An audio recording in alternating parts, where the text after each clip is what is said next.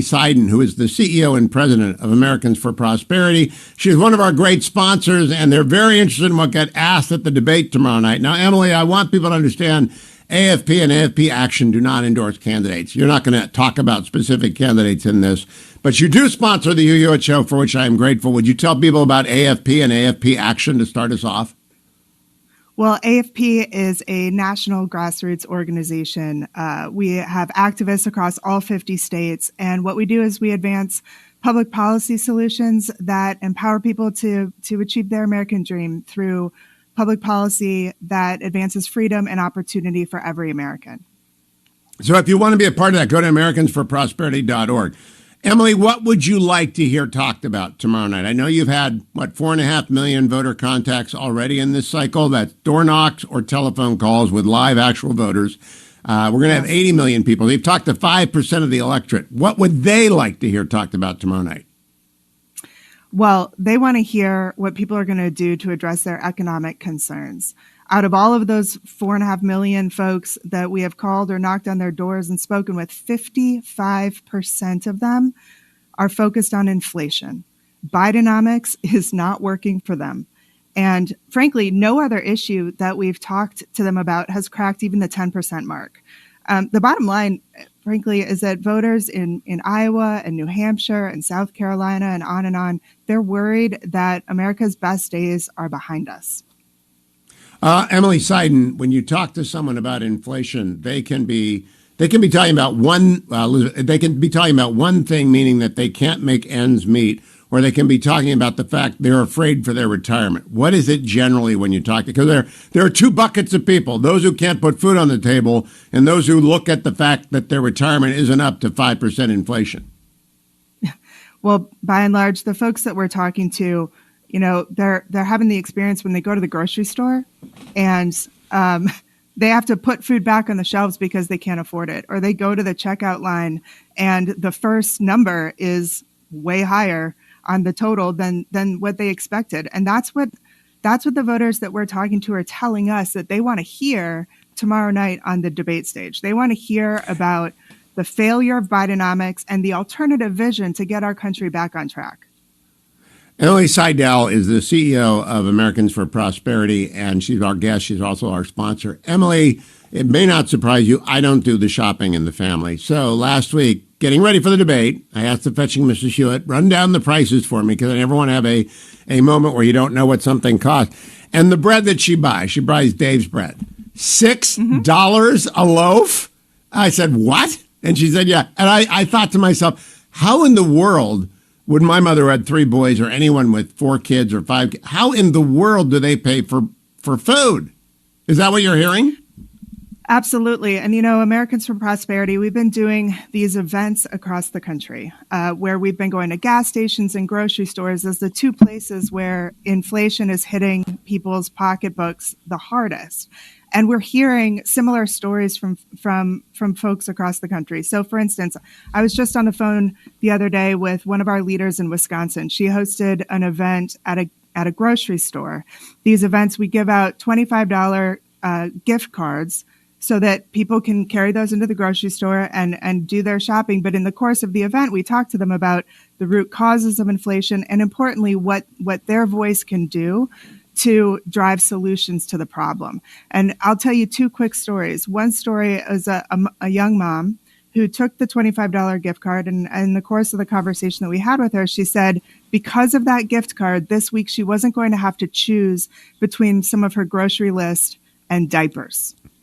Another mom said for the first time in 3 years that she was going to bring a treat home for her family, and she bought a Hershey bar. These are the kinds of voters that candidates tomorrow night need to remember that they're talking to on stage. Yes, they're debating one another, they're answering the moderator's questions, but they're talking to the voters who are really struggling under this Biden economy.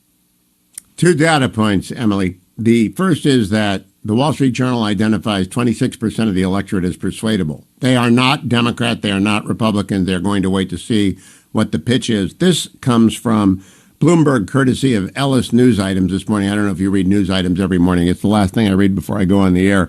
Americans outside the wealthiest 20% of the country have run out of extra savings and now have less cash on hand than they did when the pandemic began, according to the latest Federal Reserve study of household finances. For the bottom 80% of households by income, bank deposits and other liquid assets were lower in June this year than they were in March of 2020. That is a disaster, Emily. I don't ever remember that happening over the course of 5 years. I don't. This is why we're hearing from Americans that they're so worried that our best days as a country are behind us. They're concerned about the future, not just for themselves, but for their children and their grandchildren. And they're looking for a leader who can solve for these problems in this election cycle and really lead the country forward and put the failure of Bidenomics in the history book of bad ideas. What are the solutions that AFP advocates for, and what are the solutions that Americans for Prosperity Action advocate for? Well, we believe that a better way forward is lower inflation, energy creation, and worker flexibility. And so, for instance, there are things immediately that Congress and the administration could be doing. We could make energy affordable again for people. The Senate should pass H.R. 1, the energy bill that came out of the House. We can give employees and employers the flexibility to do meaningful work. We can pass things like the Employee Rights Act to protect worker freedom and fuel a flexible workforce for the future. And you know what? We've got to hold government responsible for the decisions that they've been making on spending that have fueled this inflation. And so, let's force government to balance its books the same way we do at our kitchen tables. Let's pass budget reforms. Let's lower wasteful spending. And let's address the debt crisis that has been plaguing our country for too long. Let's address it for good. There's $35 trillion in American bonds out there. I was reading that in the Journal this morning as well. The debt crisis is real. The interest cost on that is an overhang on the economy. Emily, how do people get involved with Americans for Prosperity or Americans for Prosperity Action? Because you actually have an organization that endures beyond elections. It's not just a one-cycle, one-candidate election. AFP is out there working issues over the course of elections in the middle of the spectrum. How do people get involved? Well, if you want to get involved on these issues right now, you can go to prosperityispossible.com. You can also go to americansforprosperity.org. And AFP Action is a super PAC that is getting engaged in this election cycle. To give you a sense of scale, between AFP and AFP Action last cycle, we were in 457 races across the country. We knocked on 7 million doors. Together, voices in this country can be powerful voices for change. And so that's what we're looking to do in this election cycle as well. And if people want to get involved, like I mentioned earlier, we've got activists in all 50 states. If you want to make a difference, we can equip and empower you to make that difference no matter where you are in our country. Emily Seidel, who runs your Ohio operation? Because that's the most important state. I'm just from Ohio, so I always ask. Donovan O'Neill. All right, Donovan is our guy. And does he live in Columbus? Is he out there advocating for solutions at the State House, or is it all federal policies? It's both state and federal policies, and he is all over the map in Ohio, so you'd have trouble tracking him down because he's driving all over the place all the time, but he's your man in Ohio. Now, talk to me a little bit about if you were the king of the forest, not queen, not duke, not earl, and you got to ask a question or two tomorrow night, what would you ask? Because there's an art to this. You don't want to end up with talking points or scripted responses. How would you focus people? Would you ask the price of bread question? Because we got 1 minute. What would you ask Emily Seidel?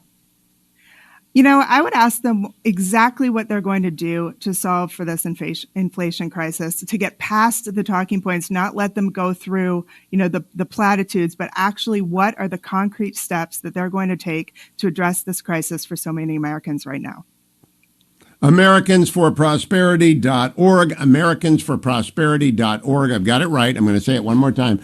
Go to AmericansForProsperity.org and become part of an organization that actually cares about the economic future of your kids and your grandkids and your great-grandchildren, if you've got any of those. Emily, thank you so much. Americans for Prosperity, one of our most valued. Come back and talk to me the day after the debate, and we'll see if they hit your points.